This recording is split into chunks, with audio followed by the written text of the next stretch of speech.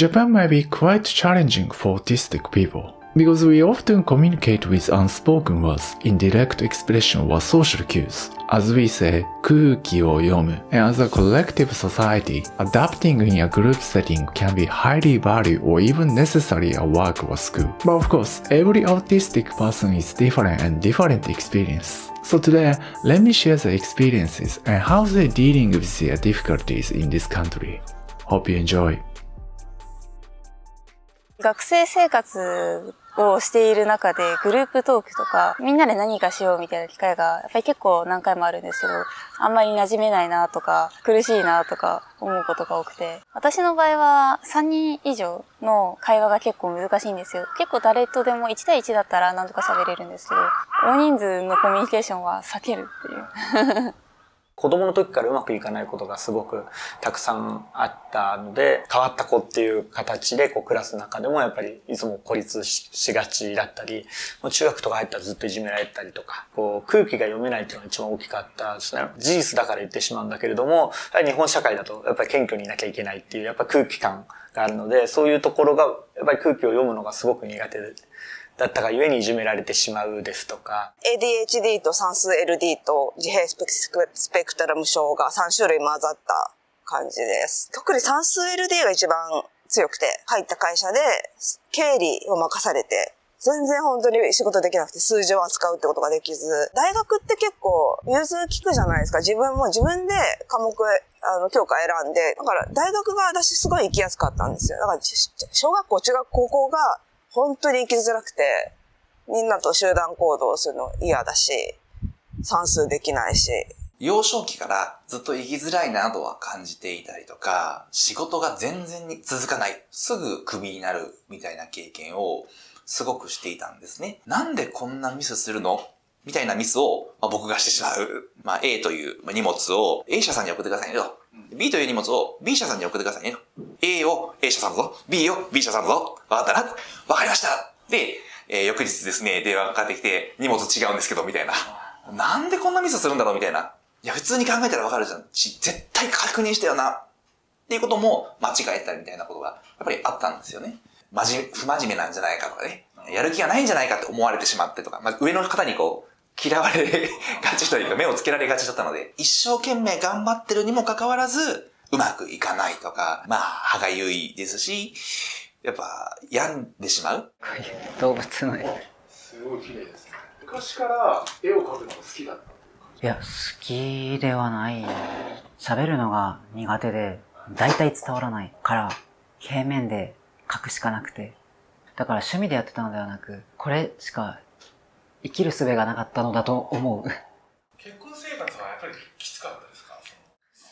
そうですね。2回離婚してるんですけど、1回目は1回目でモラハラにあって、その時私もすごい自分に自信がなくて、相手の言うことばかり聞いてたんで、増長されたところがすごくあったと思うんですけれども、2回目はちょっと相手の人も ASD っぽい感じで、子供が生まれてみると、話し合わなきゃいけない場面っていうのが結構出てくるんですよね。で、それに話し合いにならないっていうのが、ものすごく嫌で、お互い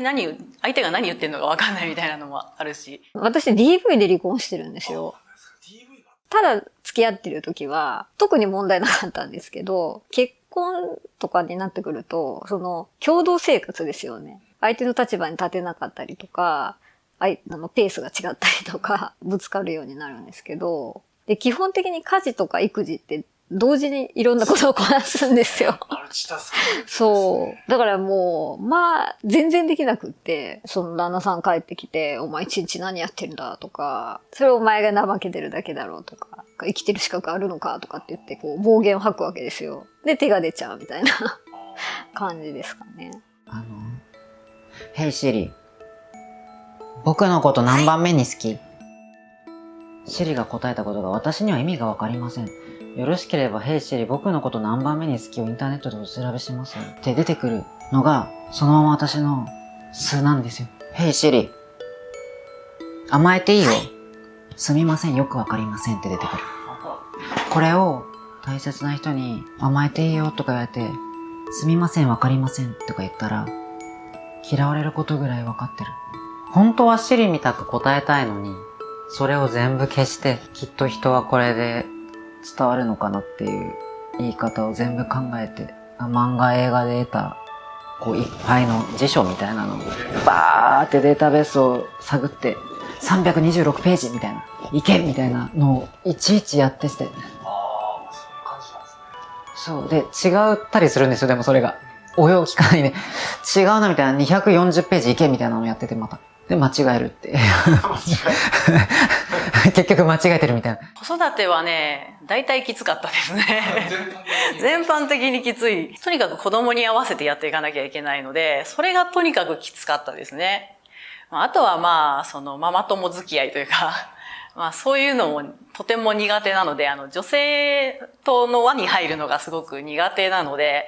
それは未だにずっと避けています。そういう女子独特の集まりがすごい苦手だったので、ずっと一人でした。女子同士での、ガールズトーク、みんなでランチ行くとか、何回か行ったんですけど、ちょっと無理ついていけなくって、それ以降は自分のデスクでお弁当を食べてました。でも女性の方がコミュニケーション能力求められるんで、鍛えられてカモフラージュできることもあるんですよ。得意なこともあるけど、その分無理はしてます。本当にいろんな相談を受けてきて思うのは、女性が人に話すってすごくハードル高くて、ずっと責められてきてるから、なんでできないのとかも言われてるし、話しても傷つくだろうなっていうことがなんか予想できてしまうというのがあって、なんか相談とかできなかったですね。自分がそういう風に見られてること自体を全然気づかずに遊びに行こうって言われてついて行ってしまったりとか。例えばそこでなんでそこでついて行っちゃうのって言って、それついて行った方が悪いでしょって言われたら、あ、そうか、私が悪いのかってなるじゃないですか。空気を読むとか気遣いをするみたいなのが女性らしくて、それを求められるみたいなことが多いので、もうそれが一番苦手なことだったりするんで、もうこいつは気が利かないし使えねえみたいな、そんな扱いを受けちゃったりとかして。勤めたことあって会社に全部ダメだったんですけど、まず24時間単位で体が動いていないから、大半がやっているような朝起きて夜寝るっていうことがまずできなかった。いきなり夜に書きたいみたいな覚醒しちゃう時があって、そしたらもう朝眠くなるっていうで会社行けない。我の強さというか、変なところの俺はもっとこうしたいんだとか、会社に良くなるんじゃないですかねとか、我の強さが出てしまって、馴染めないっていうのもありましたかね。空気が読めない発言を会社の中でしちゃう。あんまり上司だからといって遠慮するタイプでもないので、わって言ってしまうとか。それで大人の世界なんで会社入っていじめとかはないんですけど、やっぱり孤立してくなとか。正しく伝わらない。本当はそんな気持ちじゃないのにもかかわらず、やる気がないとか、性格が悪いとかっていうより、努力が足りないとか、やる気がないとか、大体誤解されるような気がしますね。もっとちゃんとやらないのとか、ずーっと言われてて、努力不足とか、いい加減のしろみたいになっちゃうんですよ、やっぱり。私は怠けてるダメな人間だっていうふうに。結構ぼーっとしてるっていうか、眠そうとかいろいろ言われてました嫌なやつとか、例えば過集中してて何か集中してると話しかけられても聞こえないので、そうするとすぐ人のことを無視する嫌なやつだみたいに例えばなってしまうとか。それはね、すごく心外だし悲しいことではあるんですけども、かといって言ったところで分かってもらえるかって言ったら、やっぱ自分が当たり前にできることができないっていうことにちょっと意味がわからないってことになっちゃうので。例えば友達がいたとしても、馴染めてない世の中にっていう思いを未来の世代にしてほしくないなっていうのが、子供を欲しいと私が思えない理由は結局はやっぱそこだと思いますね。遺伝したら嫌だなっていう。遺伝しても別に大丈夫な社会だよってなってたら、だったら安心して子供を作れるわ、いうふうに考えたかもしれないですね。ちょっと今の時代では、このタイミングでは、果たして幸せになれるだろうかっていうのは思っちゃいますね。自分の場合は、極端に二極化してて、大体社長に好かれる。大体社員に嫌われる。それなんでですか？社長さんは仕事だけできる人だと助かるわけですよ。こいついつまでも残業して残業代もつけず、ちゃんと終わらせるじゃないかみたいな。0か100なんで、とにかく自分が終わらせないといけないとなったら、もうどんな手使ってでもやるって。でも、コミュニケーションが取れないんで、ちょっと話しかけないでほしいなみたいなのが伝わっちゃってるとか、お昼行こうよとか、いや、ちょっと今話しかけないでみたいな。アスペルガーでも得意な人いるんですよ。自分はそれが苦手。ああ、それはダメでしたか。めちゃめちゃ苦手、本当に。何かこれは原因があるんじゃないかって思った時に、知り合いの方から発達障害なんじゃないのっていうふうに声がけいただき、まあクリニックにいたってことですね。あ、それが27歳。27歳、8歳ぐらいですかね。まさか自分がとはね。うん、なんか、普通の人間だみたいなことは勝手に思ったので、普通じゃなかったんだなって。発達障害っていうね、言葉もまた結構強いですから、自分が障害者なんだって受け入れるのって勇気がいりましたし、時間もいりました。今40代なんですけど、70年代、80年代っていうのはやっぱり発達障害っていうのは知的障害の子が持ってるもの。私勉強とかに何も困らなかったので、ちょっと風変わりないじめられっ子みたいな感じで学生時代を過ぎてきちゃって、最終的に診断がついたのは子供が生まれてから。赤ちゃんって泣くじゃないですか。当たり前なんですけど。だけど、おむつを変えて、ミルクをあげて、泣き止まなかった時に、普通はこれをやれば赤ちゃんって泣き止むけど、これなんで今泣き止んでないんだ。でそこでパニックとか起こし始めちゃって、で、産後うつみたいになって、出産前から精神科通ってたんですけど、産後うつがとにかくひどくって、で、そこで追求していって、で、発達障害に行き着いたって感じですね。私ぐらいの年齢の人は若い頃に発達障害っていう概念がなかったので、そもそも診断を受ける以前の問題だったみたいなところが、初めに発達障害っていう概念が入ってきたらへんの時って、その ASD も ADHD も全部混在した形で、発達障害っていうのはこういうのですよっていう説明をどこかで見た時も、その遅刻をすごいするとか、朝全然起きられないとか、当てはまらないんですよね。しんどいんだけど、合わせれていた部分もあったので、だからその発達障害っていうのから完全にスルーしてきてしまったっていうのはありますかね。みんなこんなに困ってるのだと思って生きてたんだけど、診断しようっていうところまではいかなかったんです。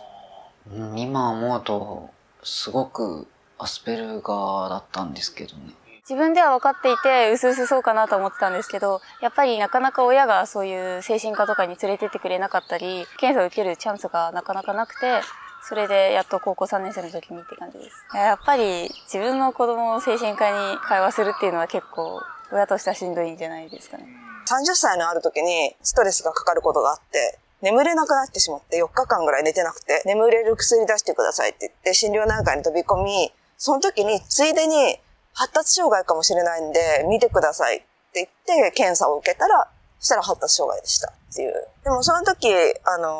努力不足じゃなくて障害だったんだなって腑に落ちました。はい。いろんなものを我慢したり、無理したり、周りとの違いに苦しんだりしてたので、3年生に上がったくらいで完全に鬱になっちゃって、鬱になってるとやっぱり頭も回らなくなっちゃうので、思うように勉強もできないし、ちょっと寝すぎちゃったりとか、寝れなかったりとか、睡眠でも難があって、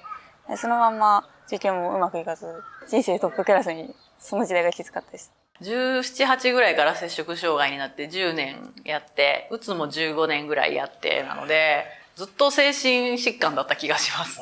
こだわり的なところだったり、白黒つけたいところだったりとか、思い通りにしたいとか、そういうのは影響がありましたね。うつじゃない時のがちょっと病気なんじゃないかってぐらい、そういう風になった時期しかないぐらい。それこそもう20代で引きこもってる時は、どうやったら人に迷惑かけずに死ねるかとか、めっちゃ一日中考えたりとか。大人になってから気づく人って、ほとんど9割方みんな二次障害持ってますよね。私は二次障害で双極性障害と、摂食障害があるので、もっと早く気づいてたらストレスにならずに気づいて二次障害を起こさないってことはあります。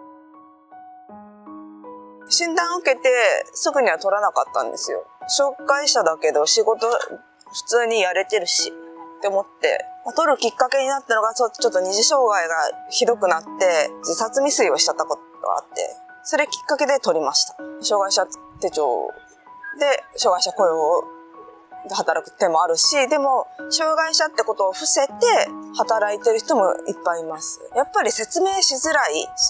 職場の人にこういうことが苦手なんですけどもって言いづらい。自分に向いてる仕事がなんかすごい少なくて見つけるの難しいんですけど、仕事をみんなで分担するのがコミュニケーションが難しくて、なので私も就職はしたいけど、なんかあんま続くかはちょっとわかんないっていう。I get told it a lot, like, oh, you're German,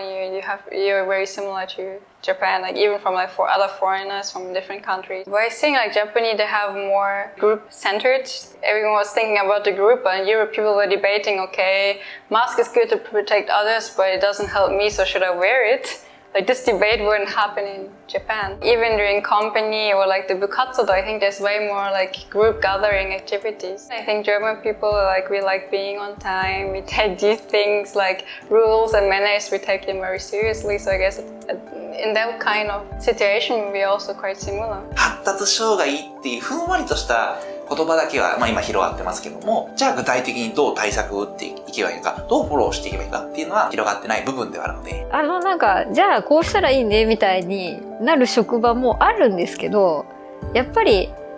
って、なんか、障害なのみたいな。ちょっとそういう人はうちではちょっと。障害者の方でも活躍できるよなっていう素晴らしい企業さんもいることは確かではあるんですけども、ね、うちは障害者雇用をやれって言われてるからやってるけど、なんか現場にその準備が整ってないとか、知識がないっていう話も多々聞きますね。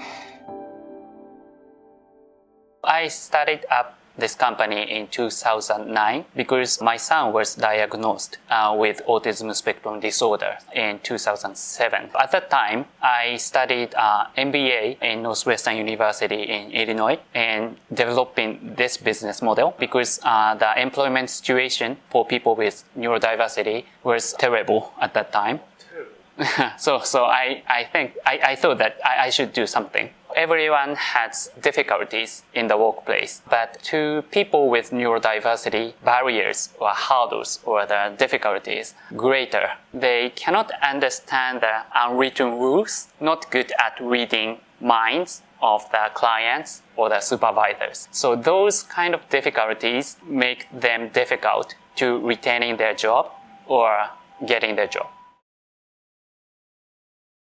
It is advisable to let the employers know their characteristic and condition beforehand because after some incidents happen, it's very difficult for employers to understand and accommodate the difficulties. But in Japan, it's kind of difficult to disclose their conditions or difficulties in the workplace. Even though the law, the government says it's against law to discriminate the employees by their condition. But still, many people are afraid getting fired by disclosing their conditions like ASD and ADHD. Mm-hmm. So regarding the, what kind of misconception or kind of stigma still exists? People with ASD or ADHD cannot perform well. That misunderstanding or stigma still exist. But it's depending upon the environment or occupation. So if people can find the best way to accommodate themselves, maybe they excel. Actually perform better. Yeah, perform better than other people. But in many cases, individuals with neurodiversity themselves do not understand their characteristics very well. So we kind of provide many training. Then they understand, okay, this occupation may be suitable for me, or this kind of accommodation is helpful for me. Consulting is not enough for them. So experiencing the situation or the occupation is very important. 発達障害っていうのは子供だけの障害っていうふうに思われてたんですけれども、大人になった人も大勢いるっていうことがだんだん分かってきて、もしかして自分も発達障害かもしれないっていう人たちが集まって、オフ会っていうのを時々集まってやるオフ会に行くんですけど、話が尽きないんですよね。あるある話で。努力が足りない、自分がダメな人間だって思って生きてきたわけなんですよね。こんな変な人間は自分だけかと思っているような人たちが他にもいるんだっていうことが分かって、月1回とかオフ会待ちきれなくて毎日いつでも行ける居場所があったらいいね。で、比較的私は年長者だったので、じゃあなんかできないかなと思って作りました。行政が作ってくれているような場所も日本何か所かあるみたいですけど、あくまでも自分も当事者として皆さんと同じ友達という関係でいたいなと思って、本当に日々楽しいことがいっぱいありますよ。私はもうおばあさんなんですけどね、家にいたら知り合うことができないような素敵な友達がどんどん毎日来てくれるので、本当にありがたいですね。今年に入って通い始めて、なんか弱みを見せ合って、で、なんか分かち合えるみたいな、そういう空間がいいなと思いました。こういったなんかいい意味で緩い空間っていうのはなかったですね。ボランティアスタッフとして、ここでまゆこさんのサポートできて、自分のその視野も広がるし、すごいいい経験させてもらっていると思います。引きこもりっていうのも言葉になってますけど、10年とか15年とか家を出たことがなかったんですっていう方も結構いらっしゃいますね。ここまでやってくるのにも結構勇気が、階段の下までね、5回も来たんだけどやっと入れましたとかいう人も。大体ここに来る人って気が熟した感じで、行くところがないから来てるっていう方で、隣り合ったお客様と分かち合ってで楽になってるっていうのもありますので、ちょっとねもう年取ってきて階段がね辛かったりするんですけど、なるべく長生きして元気でやれるところまでやりたいと思ってますけど。もともと、私の次男が、発達障害を持って生まれてきて、家でどういうことをしたらいいかとか、わからなかったんですね。私がこんなにわかんないんだから、みんなもっとわかんないだろうと思って、セミナーをして、私もずっと勉強してた感じですね、一緒に。皆さんと一緒に。そうね、一緒に、主催しながらも私も学ばせてもらって。どういったことで悩まれてる方が多いですか？そうですね。日本の教育ならではだと思うんですけど、一斉指導じゃないですか。みんなと同じことをしなきゃいけないっていうのがあって、発達障害の子ってやっぱりどうしてもみんながやってることと同じことがなかなか苦手だったりできなくて、なんでうちの子だけ他の子と同じようにできないんだろうっていうところですごく悩んで、自分の育て方が悪かったんじゃないかっていうふうに思うんですよね。そこで自分を責めて、また子供に怒って、先生としても揃えるようにするって、やっぱ強制をするのがあって、それされればされるほどやっぱりできないってなって、叱られてしまって、やっぱり家庭だけではね、どうしようもない部分もあるので、理解が進むといいですよね。I have students who I suspect have some kind of mental disability or learning disability. Sometimes I want to supplement the lesson to help them if they're having a hard time or something like that. And I'll ask the teachers, is there anything I can do? And sometimes they just say like, oh, she's fine. She's just a lazy student. We're just told, oh, she's shy or something like that. But I don't always think that she's just shy. I think there's something more going on, but their parents don't want to say they have something, or the teachers don't want to say they have something because it will be perceived as there being something wrong with them. But it is a little frustrating because since I don't know that information, it's more difficult for me to help the students. うちのように診断がつくと割とそういう施設に通えたりとか、支援は割とあるんですよね。ただ、そこに行かない微妙なラインの子たちっていうのが、やっぱりグレーゾーンっていうような言い方をするんですけど、今すごく問題というか、うちはやっぱ学校に来る方とか学ばれてる方の7割、8割ぐらいグレーゾーンのお母さんなんですよね。親としても、普通の子としてもできるんじゃないかって、まだ障害とは認めたくないっていうのもあるし、普通の学級行ってこのまま大人になれるっていうのも期待もあるし、そういう施設とかに通うのもちょっと抵抗があるっていうのもある。でもやっぱりちょっと困ってる部分もあったりして。この診断が行くまで行かないっていう。そうですね。傾向がある程度です。グレーゾーンの人って頑張ればできることも多いんですよ。でも頑張ったらものすごい疲れるっていう。だから土日は死んだように寝てるとか、いう人が多いです。で、結局そのまま適切な支援っていうとあれなんですけど、理解が進まないまま大きくなっていくと、やっぱりできないことが多かったりとか、その自己肯定感、自分ができない子だって思いながら育っていくので、大人になってから、引きこもりになったりとか、リストカットとか、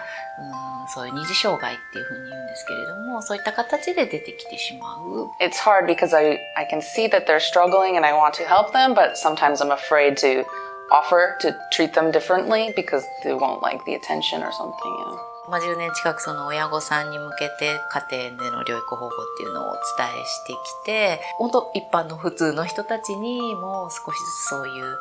特性のことだったりとか、知っていけるようなことをしていきたいなっていうふうには。We have to understand deeply about their difference and the difficulties of their condition and helping them leverage their talents. Getting a job is just one step to feel proud of themselves. Our ultimate goal is helping them to feel that, okay, I am happy because I have this condition. So that kind of being proud is our goal of this company. Basically improving their self-confidence. Yes, self-confidence, yeah. 和樹さんの場合はご自身のその特性っていうのはどういうふうにこう前に対応したんですけど ASD の方、こだわりが強くてね、自分でやろうとするんですけど、周りの人に助けてもらう。自分でやらない。一応僕がその会社の代表としてやらせていただいていて、スタッフが何人かいるんですけども、苦手なこともたくさんあるのでサポートしてもらいながらやっているという形ですね。空気が読めなかったので、子供の時からノートにこういう時はこうってずっと書いていってたんですね。こういう時にこうするとか、こういう顔の時はこうだとか、その自然とは理解できないものなんで、論理で理解していくっていうやり方をするとコミュニケーション力って上がったりするんですよね、全然。昔はその苦手な接客とかもやってたんですけども、やっぱその辺やるとどんどん潰れていってしまうので、苦手なことはなるべくやらないでできることだけやろうみたいな。私出身が秋田なんですけど、やっぱり田舎だとそういう閉鎖的な感じで、そういうメンタル的なものもあんまり理解がないんですけど、でも東京に大学進学とともに出てきたらやっぱりいろんな人がいるし、そういう障害を持ってる人とかいるので、なんか人も多いから自分に注目が集まるわけでもないし、私は東京に来てだんだん精神的にも元気になってた。変えようと思っても結局変えられる部分じゃなかったので、変えていかなきゃいけないってことはないと私は思ってますね。直すっていうのはやっぱり結構難しいんですけど、だんだんなんか適応してくるっていうか、さすがに私ももう25歳25年生きてたらもうだんだんある程度は分かってきます。社会に馴染めるようにだんだんなってきます。障害ってなっちゃうと親御さんも多分結構うってなると思うので、もうちょっと気楽な捉え方されてた方がいいこともあるでしょうね。やはり発達障害のいくつかの特性が仕事とかしていく上でポジティブに働くことっていうのはあるなと思っていて、発達障害抱えてるから不安だとか不登校だから不安だっていうところもあるとは思うんですけど、やはり過保護にしないで本人がいろんな挑戦をしていくことをサポート応援するぐらいのスタンスでいることっていうのは保護者にとってはすごく大事だろうなとは。